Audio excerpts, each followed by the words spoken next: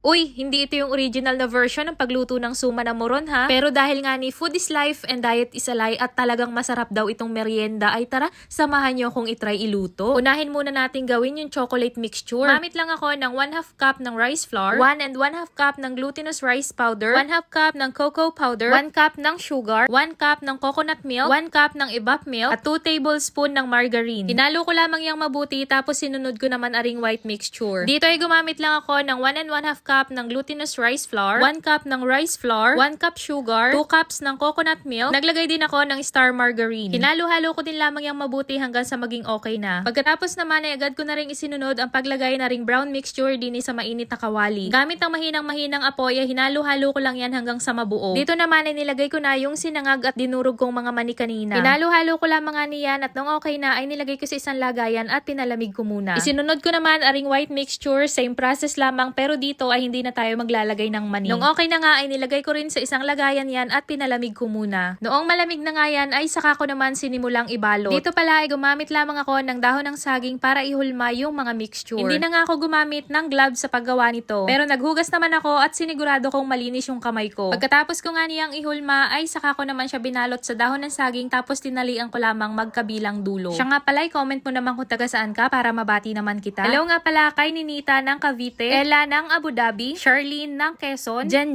ng May Kawayan, Jason ng Pangasinan, at Jenilyn ng Batangas. Maraming salamat po sa palaging panonood. Flex ko na din pala itong account namin sa Blue App. Baka pwedeng pa-follow din naman. Thank you! Balik naman tayo dito sa inaluto natin. Dito pala iluto na yung mga suman. Ini-steam ko lang yan ng 45 minutes. Pwede na nga ning magmerienda. Hamus, kain na po tayo. Hindi lamang nga ni ganun kakinis yung mga gawa kong suman. Siguro dahil dumikit siya sa dahon at hindi ako naglagay ng mantika bago ko ibalot. Pero kung nagustuhan mo nga ang video na to ay paki-like and share naman. Follow mo na rin ang page para sa mas nakakatakam pa natin mga luto. Salamat!